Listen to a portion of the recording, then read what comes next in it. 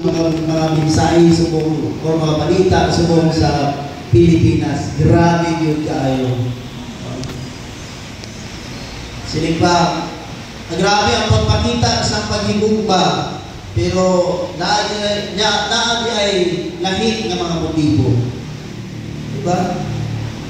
Kasi friends lang tayo magpakitang tao. Friends tayo sila maghimo o mga bagay na maka-entice, no? Sa mga tao. Pero ang ilang motibo, mas dako pa ang ilang makuha. Christians are warned to stay free from the lure of money, live up. Mga Kristohanon, ako, isa ko na biktima. Isang ingani, no? Kasi ang kwarta, baka biktima yun. Yan yung mga sininilang easy money. Discover ng tako. Eagle ng tako. Diba? And, lure of status. Usahay ka lang, gusto kita na makita pwede sa stage. No? Or gusto kita na status na ito sa atong panwa, kanang inila kita pag-ayo. No? O sa baba, usahay malit-ang kita. Pero kung may inilangan ta, ayaw na ito kalimutan si Lord. Amen. Hindi na ito pagkunon. Kasi kung isa, matempt ka na ang kunon na ito, ay, ako na. Ako na ito no? Usahay. Pero, kung ano kumalandungan pag-ayo, ang ano ang kaigsunan ng mga achievements, mga success na doon sa kinabuhi, is grace ang talaga ni Lord yan sa atin. At saka, yung pagiging successful natin sa buhay, yan, may purpose ni Lord. Para ano? Para maging blessing ka sa iba. Paano na lang mo kita ka na wayway? Hello? Diba? Kung kita ka na wayway, ano man lang? Pero sila, naghatag ka na ito, wisdom, naghatag ka alam ka na ito, naghatag ka na ito, kaigsunan o giya, para nga kayo makaalat kung kinabuhi. O, kayo kung kitang panalangin sa iba. Paano kita maka-reach out sa upan? Amen ba? Paano natin ma-share yung blessings o help? No, paano kita mag-extend ng help sa iba? Kung tayo din ay nangailangan na help. Kaya ngayon, dahil pinagpala tayo ni Lord, huwag mo sabihin na yun ako pinagpala. Malay mo, sa darating na panahon. Amen ba? Amen. Kasi ko sa una, doon lang church nila YP, YP ngayon ganyan kung every Sunday. Okay lang, mag-challenge natin yung sarili natin. Maging faithful tayo tayo. Pagayon na. Pagayon lang sa pagkamatilog amin kay Lord. Ibigay yung para sa Kanya. Amen ba? At saka si Lord nang bahala sa iyo. Tinuod na. Bahala na si Lord sa inyo ha. Kung last Sunday na message na to, kung sa iyo ni Daniel yan po, no? Kaya, bahala na kung sa iyo may ako. Bahala na kung sa iyo may tabong sa buha. Kung lumasun ako ni Lord, dili sa mga bakbak sa kuliyon, bahala na. Basta kaya ako ang totoo. Diba? Grabe ka pagtotoo, no? So, ano pala? Yung good life, minsan, gusto talaga natin yung good life, haya-haya kinabuhi. No? Para pagkitaon, buko na lang ka na, nahagod na, wala na tayo panahon sa atong Ginoo, wala na panahon sa pag-alakad, kaya dito na tayo gusto na natin ng good life. No? Dili na tayo simpigil. Good life na tayo simpigil. May good life, marami po. Ayan. So, what are we are to live according to the values Christ exemplified. Tayo na po naman Kristiyano, no? Sino yung susundin natin? kung ano yung naipakita daw ni Christ sa atin, ng ating Panginoon noong una, ganoon din daw po tayo mga Kristiyano ngayon. Amen ba? No? Sabi niya dito, ayan, Christians are warned. Hindi, next slide.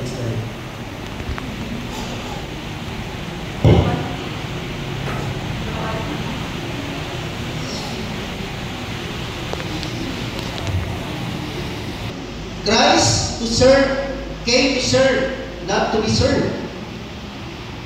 Doon tayo mga Kristiyano po. Ini-encourage tayo na sundin kung ano yung ginawa ni Christ. Hindi po napunta si Christ diri para ano daw? Para servisyohan. Kundi siya ang servisyo. No? Tayo din mga Kristiyano. Sinin ko sa una, malay mo, mag-doktor na mo sa medicine, mag-doktor na mo sa anong klase mga doktor rin dyan. No? Anong klase mga profesyon ninyo. No? At saka, kung ano po, naka-schedule kayo na kayo yung mag-serve ng, ng coffee natin. Di ba? Makaserve na ba tayo? No? Kung ikaw isang, opisyal na mga nagsundado, opisyal ng PNP, halimbawa, kaya pa natin mag-serve. At saka kung taas ka na dito sa community natin, kaya pa natin mag-serve. Si Christ po, grabe talaga, very humble. Yung kanyang maging humble po, yung pinaka-humble yun. That's why, kaya niya abutin yung mga nasa baba natin.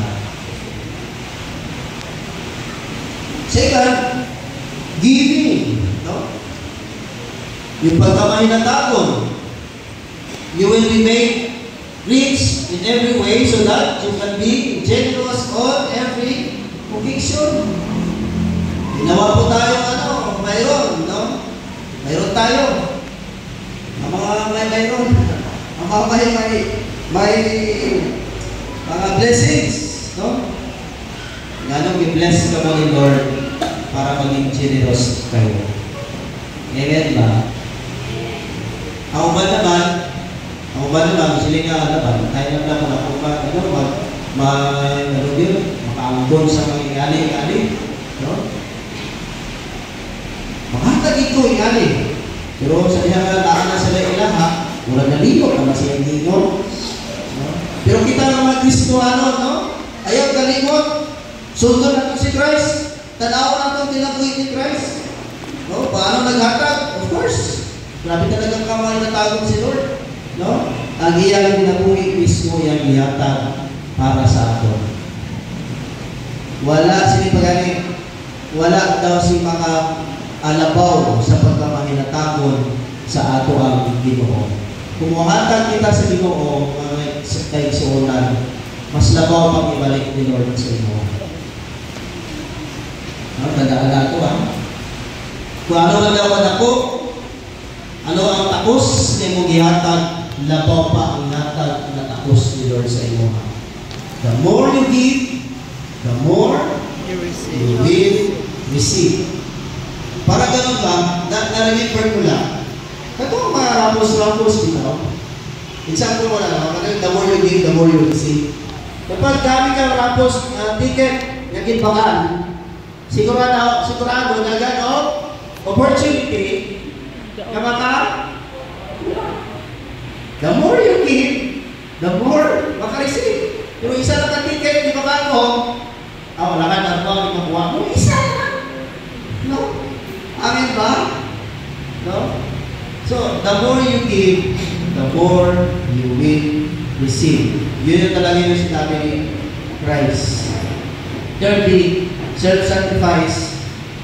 Ayan, sa Luke 14:16-23, yung pagsasakripisyo po sa sarili at panahon natin para kay Lord.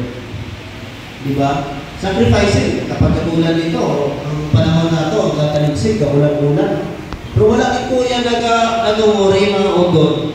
Hindi ko makasimba. No? Kahit ang una-una ko makasimba. Amen ba? No? Kasi naano sa inyo ako, naanas mo sa level na taas yung pagtubo. Kung ulan lang, init lang, ay, gusto mo ayaw ng talaga. Pagiging ka na ng tuman, kaya may payong man. No, may sakyanan man. Kung ay sakyanan, may harap man ng mga sakyanan na pwede ka ma. Diba? Tinoon. Kasi kapag may gusto may paraan. Talaga. Ako lang talaga kung nag-uri sa inyo mga dito mong kanto, makaantugin mo. Ako una-una. Isa pag ulan-ulan. Buwera na lang ito. Bagyo na lang ikayo. No? Amen ba? Buwera na lang. May mga exemption po. Of course. No? So, self-sacrificing. Ito naman, yung story dito, storya rin, na nag-invite ang pastor. Nag-invite ang pastor. Ito sa organ. Na patuloy sila sa kumbira. Kumbira na ganito. Kanya, ang isa, tatlo man sila. Ang isa rin niya, ay, wag mo, palit ko yung tao. Ako sa natuon dito. Ako sana po, nag-invite, ay, bago na mabuto ka, palit po ka ng baka. Ako ni kisingan ng tao, kung nakaya ba? Yung katulog, siya yung excuses. Or excuse hindi mo. Bago pa lang kuminyo. Bago pa lang kuminyo, hindi mo ka ito. Dagan yung mga excuses. Nakakaon na sila sa kumbira. Wala. So, ibig sabihin sa sakripisyo, ang atong pagpangalagan sa Ginoo, limuon na itong sakripisyo, no? Na sumalat sa atong pagtuo. Eh kung sobra mo na atong sakripisyo sa atong pagtuo, kung sa'y kuala na, kung sa'y resort, pagulbul. Pagulbul ang resort, anak, kapag nabaw na ganyan ang sakripisyo, grabe naman yung malaktos, grabe naman yung sakripisyo wala pagtuloy mo pagulbul. Pero kung ang pagtuloy mo taas kaysa imo ang sakripisyo, nasa wala na ng mga sakripisyo. Hindi kita mamulog-lima, anak. Kung kay taas itong pagsalig, kung atong pagkaibalugan mo sa Diyos. Obedience. No? Yung pagiging obedient ni Lord, sana ganun din tayo. Yung example mo dito, si Adam at saka si Eve. Sila yung unang taong itistingan ang ilang pagkabalaan. Pagka-obedience ka, Lord. Pero, salita mo, na-failure sila. Okay? Ano na lang ba yun? Failure yung unang tao, kita pa, no? Pero bisan pa po, kahit na may mga failures tayo. Manikamot kita mga recover, manikamot kita mga eksunan. Arap na 5 months lang. Sa atong Ginoo. Si Moses gani, grabe ka doon naman ganyan si Ginoo, si Moses kaya po. Kabalo mo si Moses mga eksunan, naging-istorya kay Kristo po kay Lord. Pero nakasala siya gihapon sa pag-disobey kay Lord. Kasi ano sabi ni Lord sa kanya? Moses, sabihan mo na yung mga tao dyan. Huwag na sila mag-ingay. Sabihan mo na lang, sige, patipunan na lang sila kanan. Kunya, ipakita o tagain sila tubig, pinaagi sa pagsulti dito sa bato. Sulti lang ang bato. Gawas ng tubig. Pero simple na ba? Gawas ng tubig, ikan sa bato. Gawas. Magana lang. Buswak na yung tubig. Huwag kayo ingon sa Ginoo sa iya. Naging obedient ba si Moses sa kanya? At saka si Aaron? Hindi po. Bakit ba?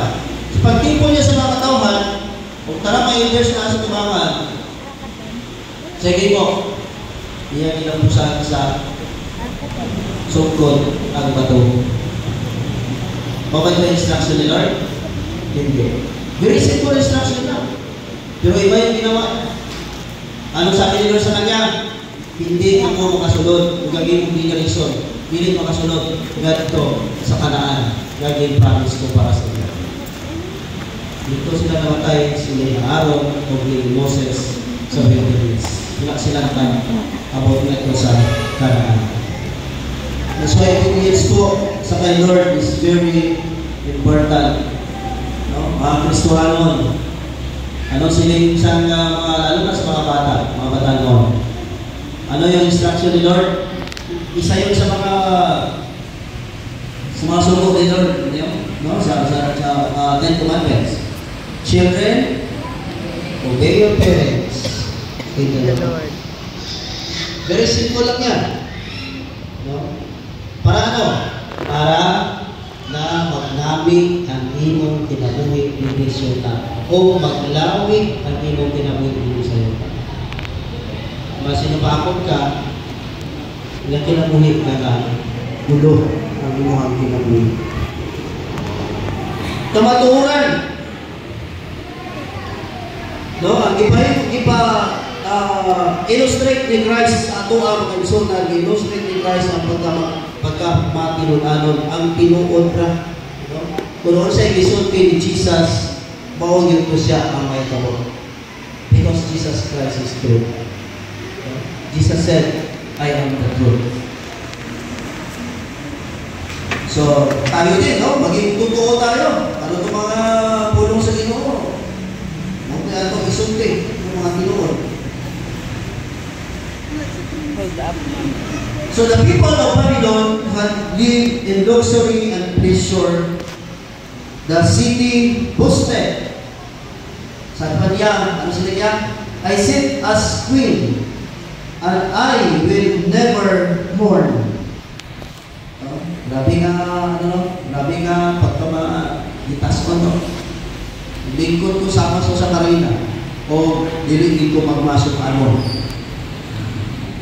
Pero sabi ni Lord, isang araw lang nangyari sa kanya ang kalaglagan. Sa verse 7 po, nabasa natin na. So the powerful, wealthy people of the world are susceptible or easily lang yun na captured or affected, no? Sa same yapon na attitude ang pagiging prideful.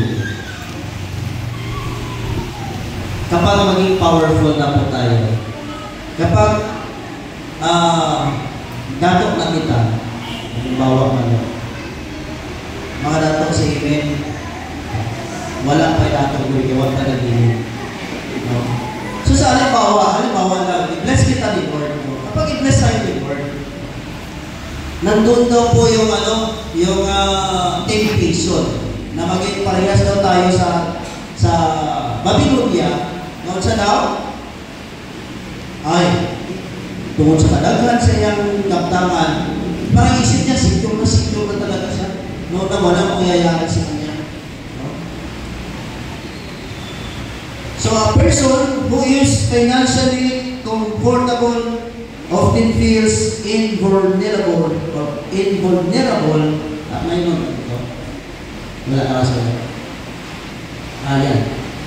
And in control, feeling the need for God or anyone else.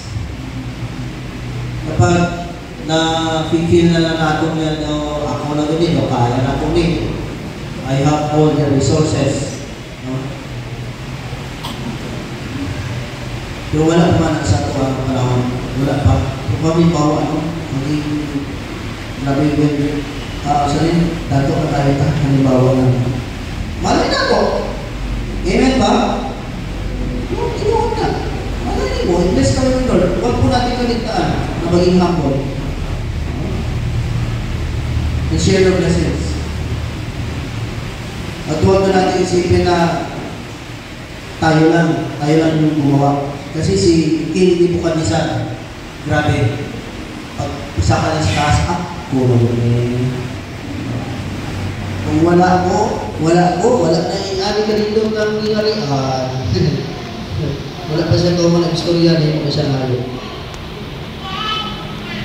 So this kind of attitude defies God. I-refuse niya si God, i-resist niya si God, or disregard si Lord. Kung iyan ang klase sa attitude. So we are told to avoid Babylon's sin. Ano yung sin ng Babylonia? Ayan. P-R-I-D.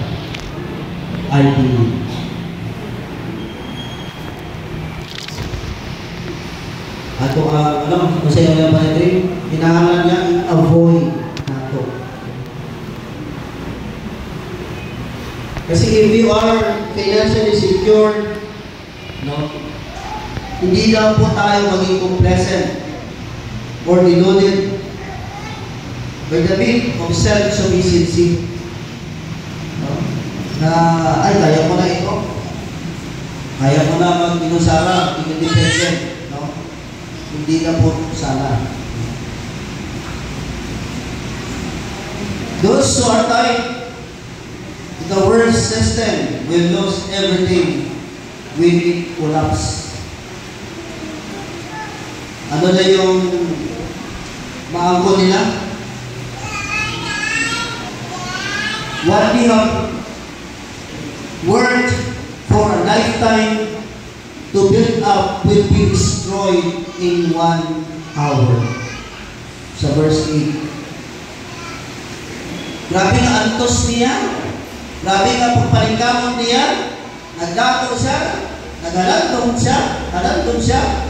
Pero niyabot siya ang pride o ang pagbagsak sa iya isa lang kaadlaw. O nga, bantay-bantay kita. So those only work for material rewards will have nothing when they die or when their possessions are destroyed. Mayroon sinasabi na only one life will soon be passed. Only what's done for Christ will last. Amen? Kung ano daw yung nagawa ko para kay Lord, yun lang ang maglalast forever. Pero kapag ginawa ko para lang na maging i-praise ka ng tao, ang reward ko nakuha ko na dito. Kaya, gagawa tayo ang gagawa para kay Lord. Lumato kita sa simbahan, hindi lumato para kay pastor. Amen ba? Hindi lumato para sa iyong leader. Hindi lumato para sa iyong brother o sa iyong sister. Lumato ka, kaya na kay purpose to glorify your God. At saka yung life mo dito, maging useful ka para kay Lord. Maging useful ka para kay Lord. Kasi yung love ni Lord is forever. So, what can we take with us to a new earth? Of course, ang madala lang po natin, yung faith natin, our Christian character, our relationship with one another or one with other believers. These are more important than any amount of money, power, and priesthood. Amen ba? Mas labaw po. Nahala ng pagtuon nato. Kamayaw relasyon sa atong mga igsoon. Diba sila nga, balag ka lang tama-tama na itong ginabuhin, maayaw na, makakaon ka, basta kayo mayroon na atong relasyon sa kanisa. Wow. So, ayan.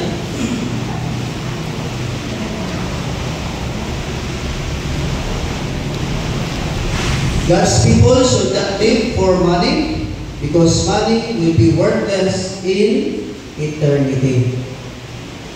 Hindi lang po tayo gagawa or maningkamot, no? O manginabuhi diyan sa kwarta because money will be worthless in eternity. Wala daw kwarta dito sa eternidad. Huwag tayo makuha. That's why, paano nga ba natin gamitin yung pera natin para mayroong magandang result doon sa eternity. No? So, mayroon po tayo, sabi dito,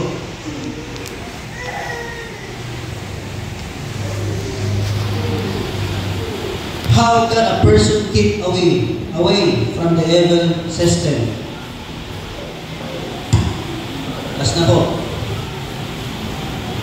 People must always be moved more important than products. So para maging useful yung buhay natin, no? Yung pera natin, mas pahalagahan natin yung tao. Amen ba? Mas pahalagahan natin yung tao. Ano ba? Keep away from pride in your own programs, plan, and success. Or success. Kung halimbawa may mga success tayo, or yung plano na ito sa kinabuhi ba yan? Magpantay kita, nabilit kita mga tao sa pride. Remember that God's will and word must never be compromised. People must always be considered above the making of money. Consider natin yun ang ba. Kasi yung mga taga-Babylonia sa mako mo, mas halimbawa, kanang mo nila, grabe no? Mamatay sila mga tao para lang yung tago nila na gusto. Kaya sila ipamatay para lang yung mag-superpower sila. Do what is right, no matter what the cost. Gawin mo po yung pinakamaganda. Kahit na makasinin nga ako, double magwani. Di ba marami yan na kasi distances kinabuhi, no? Kaya mga mabanta-banta na tuman, maglugi, magwani. No? Pero kay, ang kapakanan para man sa uban, ayuhan man sa uban, mo na tawag na ito na ano ang finances, ato ang kwarta na ay paabutol dito sa eternity. Kasi mas di palaki mo ang iba. Nakita ang atong resources, atong kwarta para sa pagtabang sa uban. Amen ba? No, be involved in business that provide worthwhile products or service. No? Not just things that fed the world's desire. And mag-involve tayo sa ministry. Amen ba? Mag-involve tayo sa ministry. Lastly po, yung verse natin.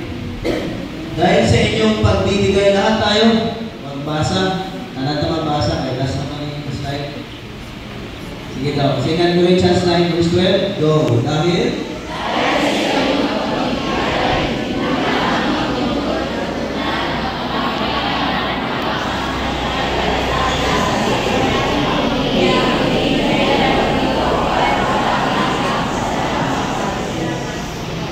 Amen.